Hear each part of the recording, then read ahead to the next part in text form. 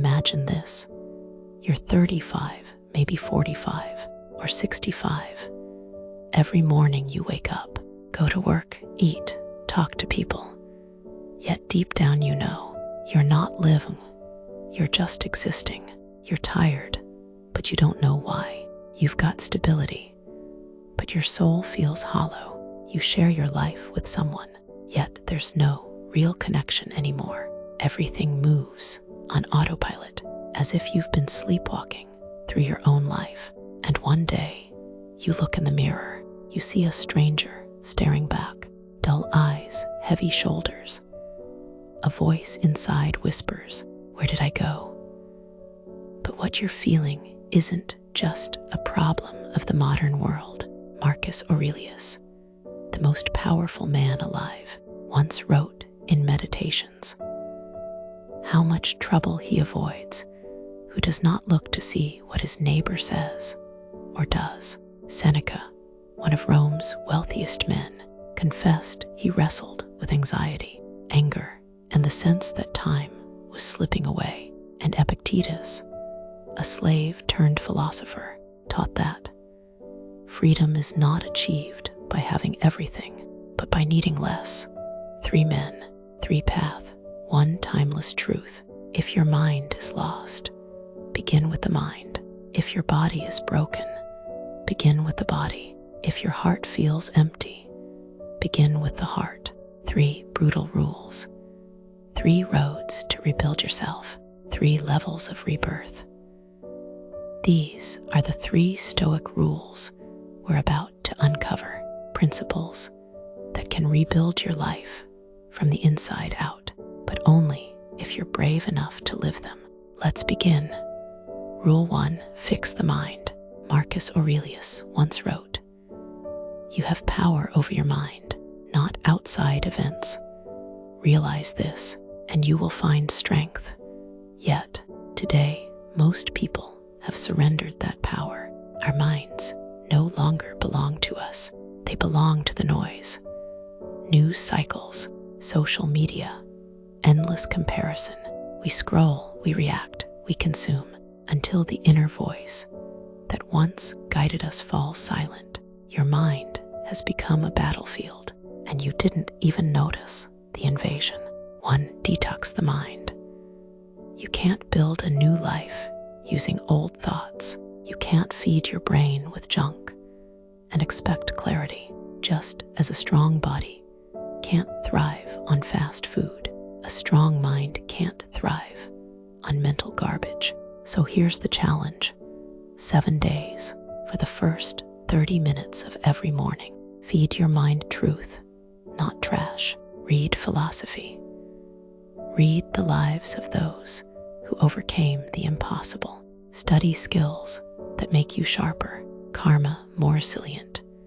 Don't call it re-adding, call it training.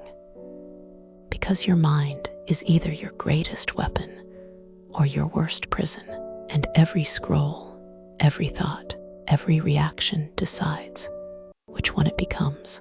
2, redefine the direction. Most people say, "I want to be happy. I want to be successful." But the Stoics knew happiness isn't the goal. It's the side effect of living with virtue. Don't ask, "What do I want to have?" Ask, "K, who do I want to become?" And you say, "I want to lose weight." You focus on outcome. When you say, "I am someone who honors my body," action follows identity. That's not habit change. That's identity shift. Write this down. I am becoming. Then finish the sentence. Not with who you wish to be someday, but with who you choose to be today. Because transformation doesn't happen in the future. It happens now. With every small decision you make. 3, break the invisible prison. I can't. I'm not good enough. It's too late. These aren't facts. They're walls. And the cruelest part, you built them yourself. The Stoics called this ascent the act of agreeing with the lies your fear whispers. But the moment you stop agreeing, you begin to break free. Write down the 3 beliefs that hold you back, then rewrite each one as a declaration of power. I don't have time becomes I'm learning to prioritize what matters. I'm not smart enough becomes I'm developing the skills I need. It's too late becomes every moment is a new beginning.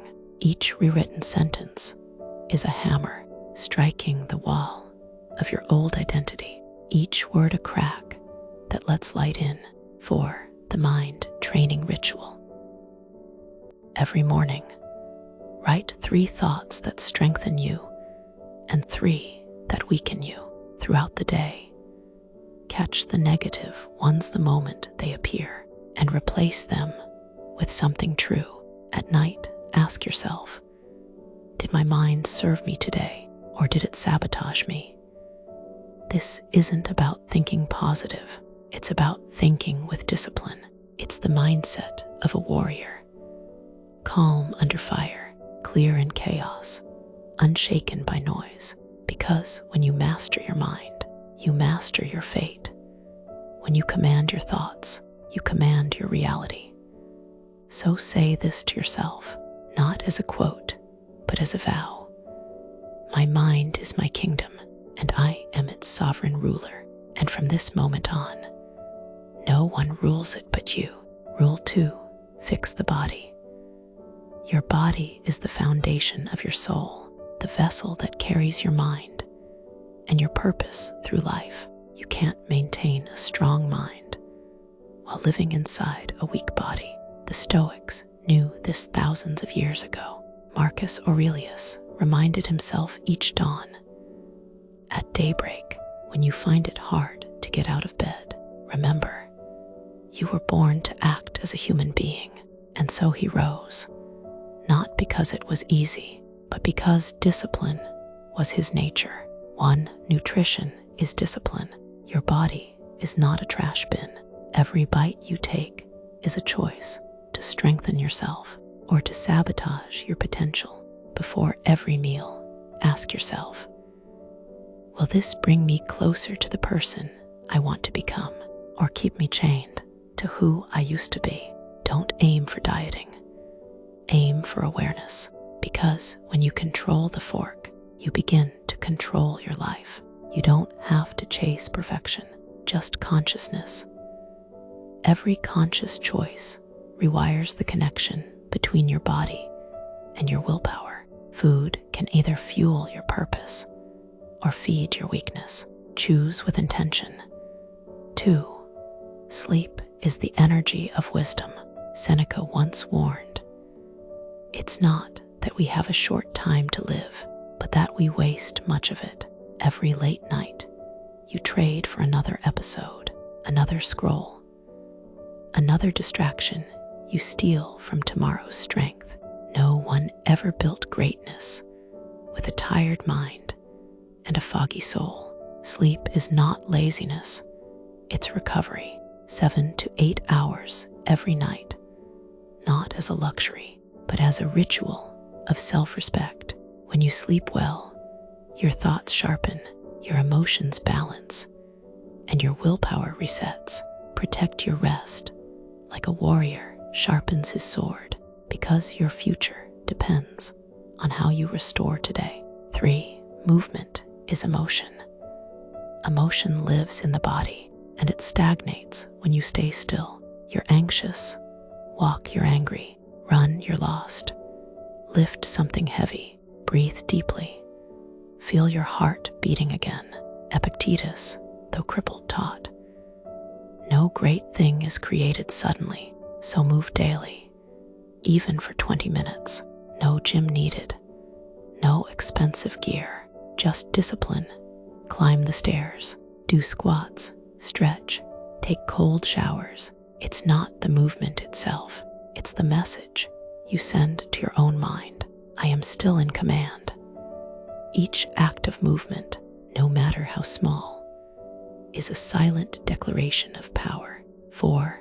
The practice of voluntary discomfort. The Stoics had a sacred idea. Voluntary discomfort, choosing hardship on purpose, to grow stronger. Seneca would sleep on the floor just to remind himself he could live without luxury. Marcus trained his body in the chaos of war, not in the comfort of palaces. And you, every time you choose ease, you teach yourself to break promises. Every time you choose challenge, you teach yourself to trust your own strength. So start small. Drink one more glass of water. Take that cold shower. Run for 10 minutes. Eat vegetables instead of sugar. Tiny choices, massive transformation, because every act of discomfort builds a quiet, unshakable faith in yourself. Write this down, but as devotion. My body is my temple, and I am its loyal guardian. Now rise and act like it. Rule 3, fix the heart. Have you ever felt empty? Even when life looks fine from the outside. That's not weakness. That's a silent signal your heart has gone numb. You built walls to protect yourself from pain, but walls don't just keep out the hurt, they keep out the joy too. Marcus Aurelius wrote, "Be like the rock against which the waves break, it stands firm, and the raging waters fall still around it." A strong heart is not the one that never feels pain. It's the one that stays open, even after being broken. 1. Find your heart again. Sit still. No phone, no music, no distractions. Then ask yourself 3 questions. If I could not fail, how would I live? Hathet, am I pretending not to care about when deep down I care deeply? And when no one is watching, who am I really? Don't run from the answers that make your chest tighten. That trembling is proof you're still alive. Write down what you hear, because those words aren't just thoughts. They're whispers from your soul, begging to be heard. You don't rediscover your heart by chasing pleasure. You rediscover it by listening to the silence beneath your noise. 2. Let go of the weight. Your heart carries too much luggage from the past. Anger, guilt, regret, fear, disappointment. Those things aren't you. They're just stories you've been replaying for too long. Epictetus once said, "It's not what happens to you that hurts, but how you react to it." So tonight, and for the next 30 nights, write one thing you forgive. Forgive a person. Forgive yourself. Not because they deserve peace, but because you do. When you let go, you don't become weak. You become weightless. Forgiveness isn't surrender, it's liberation. It's the art of putting down the chains you were never meant to carry. 3. Live with purpose. A heart without direction will always wander in darkness. The Stoics called it sympathia, the idea that every soul is connected to every other. Marcus wrote, "What harms the hive harms the bee." You were never meant to live just for yourself. The heart beats to serve, to give, to connect. Purpose is not something you find. Purpose is something you create through action. So pay attention. When do you feel most alive? When you help someone, when you create, when you teach, share, or love. Those moments are clues. The compass of your heart pointing you home. Start small. Help one person. Create one act of kindness. Don't wait for perfection. Start with sincerity. Because a heart that gives never runs empty. It expands. It overflows. It becomes unbreakable. Write this down and mean it. My heart doesn't just beat to live. It beats to love, to serve, and to connect. And when you live that truth, your heart will never go numb again. Now that you understand the essence of the 3 principles, the question is, are they connected? These 3 rules do not stand alone. They form a circle of rebirth. When you fix your mind, you give direction to your body. When you train your body, you build strength for your heart. And when you open your heart, you fuel the fire that keeps your mind alive. The mind is your compass, the body, your vessel, the heart, your flame. If one collapses, the journey falls apart. But when all three move in harmony, you become unstoppable. Marcus battled anxiety. Seneca doubted himself. Epictetus lost his freedom, yet found inner peace. None of them were perfect. They were simply relentless. Each day, one choice, one step forward, and that was enough to change history. You don't need to be flawless. You just need to show up every single day and stay loyal to your path. Let me tell you a story. A few years ago, a man named James hit rock bottom, burned out at work, disconnected from his family, drowning in self-doubt. One morning, he decided to rebuild himself the Stoic way. He began by fixing his mind. 30 minutes of reading Marcus Aurelius instead of scrolling. Then his body cold showers, daily runs, disciplined sleep. Finally, his heart forgiving his father, volunteering at a shelter, learning to love through service. Months later, his life didn't just change, his energy did.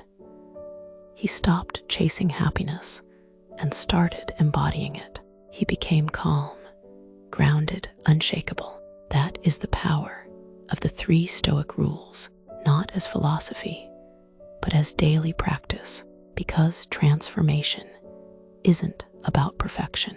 It's about alignment. Mind, body, heart, when they move as one, nothing can break you. Conclusion: fix your mind, and you'll fix your life. Train your body, and you'll free your soul. Heal your heart, and you'll never lose your way again. You were not born merely to survive. You were born to awaken. The world doesn't need another copy. It needs you, the raw, honest, powerful, unbreakable version of you. And once you begin this path, you'll realize something profound. There is no old life to go back to. There's only the new life waiting for you to rise and claim it. So write this deep into your mind. I am the author of my own transformation. I am the warrior of my mind, the guardian of my body, and the protector of my heart. Now stand tall, take a deep breath, feel that quiet fire inside you, and take your first step. Not tomorrow, not someday now. Your journey doesn't begin when life gets easier. It begins when you decide you're ready to grow stronger. And if this message speaks to you, don't just watch it, live it. Share it with someone who needs to wake up too. Leave a mark, not just a view. Hit like if this reminded you of your own strength. Subscribe so we can walk this Stoic path together every week. And in the comments, write just one sentence, a promise to yourself. I begin my transformation today. Because you can, because you must, because the world is waiting for the awakened you. Thank you for watching.